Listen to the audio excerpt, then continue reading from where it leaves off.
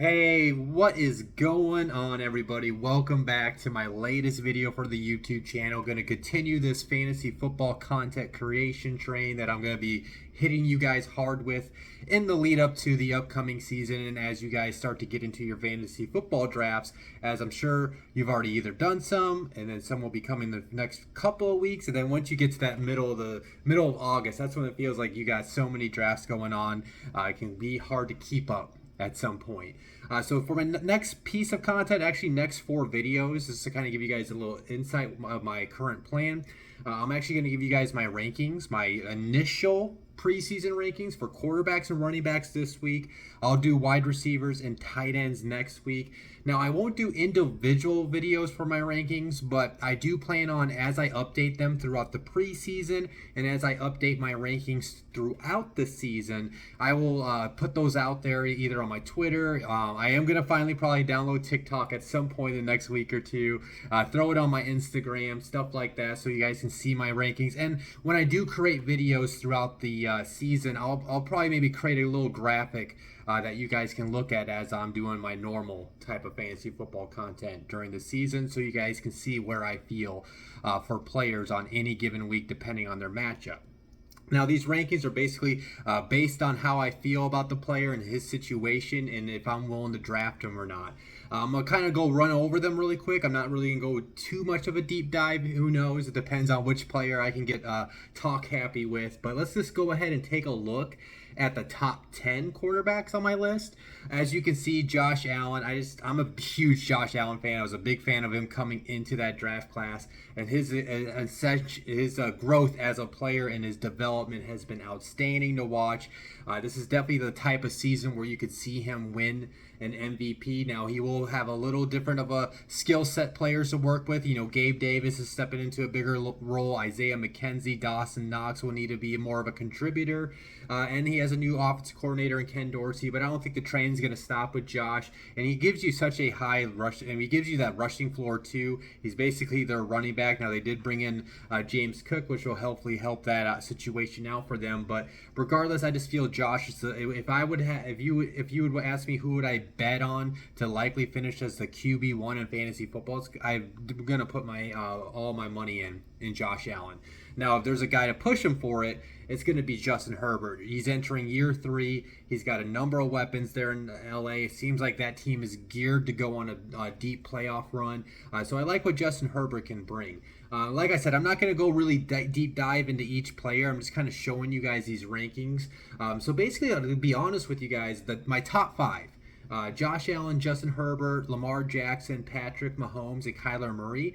Those are the 5 guys. Basically, you can kind of throw them in a tier for me, where I think one of those 5 guys are honestly going to end up finishing as the QB1 in fantasy. I feel safe if I would draft those guys as plug-and-play guys, where I just set them and forget them and don't have to worry about them until their bye week or maybe that unfortunate injury.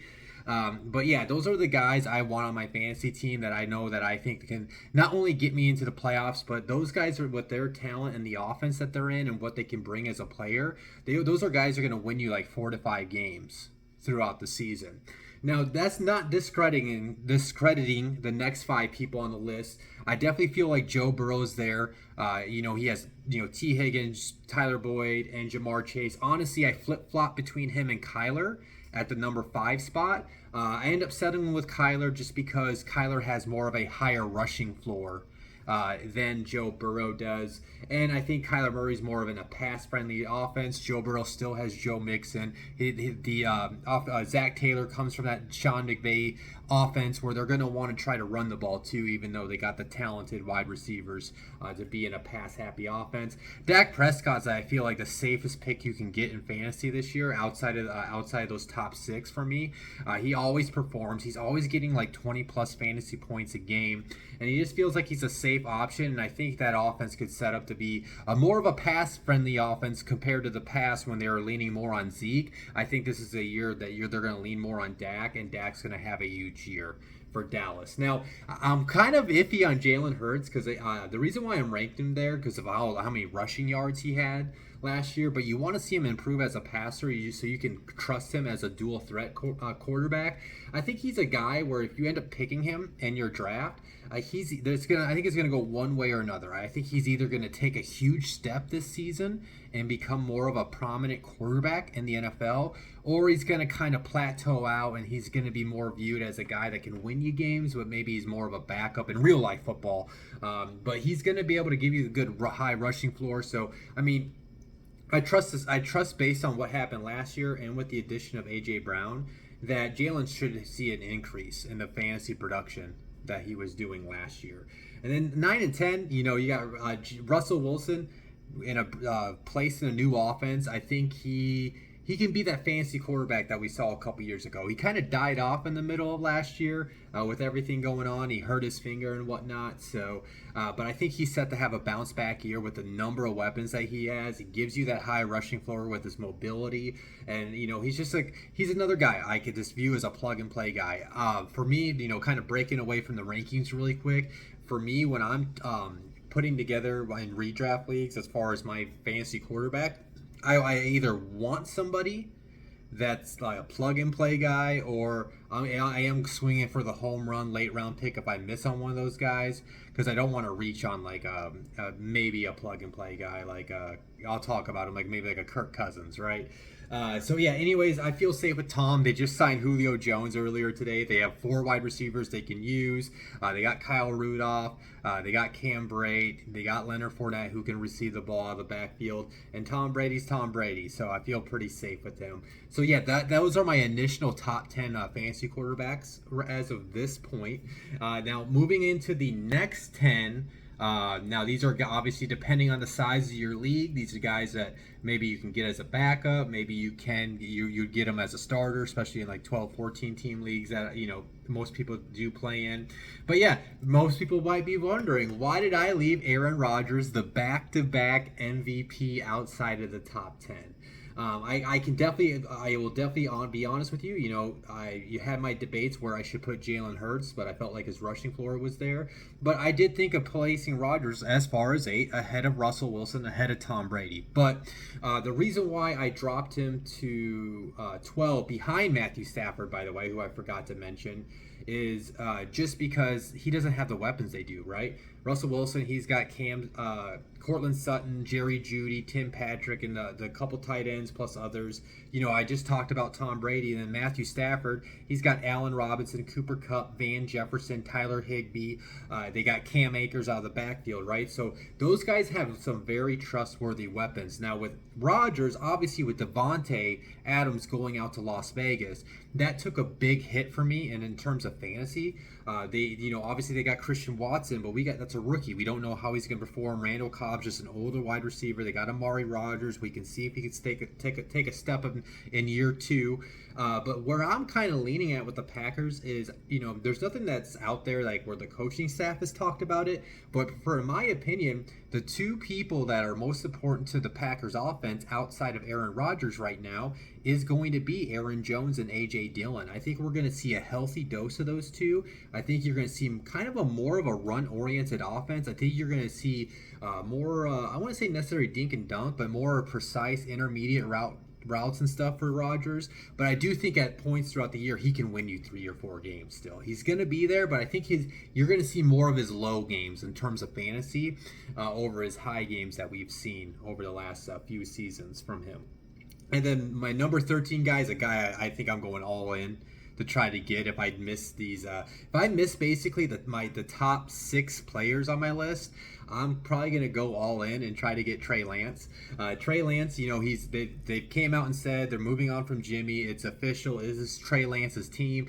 If I can get part of anybody that's going to be a quarterback in Kyle Shanahan's offense, I'm all about it. Plus, I kind of I have a special place in my heart because if anybody forgot, he had a huge game in the fantasy football championship week last year, and he helped me win a championship because I held on to him all throughout the season, and I had his placeholder, who's next on this list, Kirk Cousins. So Kirk Cousins, how I view him this year is just how I viewed him last year. I think if you are looking to take a swing, maybe on some of these lower guys on my list, that maybe you might want to have a trusty option in your first month or two, I think Kirk Cousins, and I'll go ahead and talk about him, Derek Carr. Now, Derek Carr's an interesting one because now that he has Devontae Adams, Darren Waller, and Hunter Renfrow, man, he could jump up there in the top 10 of fantasy quarterbacks this year. He's got the potential, but I kind of view those two as the same as far as like quarterback play as the same, where, yeah, I think they're in a great offense, or they're in a potential of a great offense. We need to see how Josh McDaniels and Kevin O'Connell run their offenses for their respective teams. But they both can be like guys that can be steady producers for you. Maybe they're not getting more of their ceiling. They're just kind of more like right in there in the middle. But maybe they're not going to be guys that can win you a championship. So that, to me, they are guys that are placeholders for maybe one of these next four guys on my list. Another guy, I think more and more we get to the season, my number 16 on the list, Trevor Lawrence. I look at that Jaguars offense. Now they have like some, they're not big ballers, but they got Christian Kirk, who, yes, he got overpaid, but he's still a good player. They still got Marvin Jones, who is a producer. They got Laviska Shenault in that offense, and we'll have to see about Evan Ingram. But there's like a sneak in with Travis Etienne being healthy too this year, his former college teammate.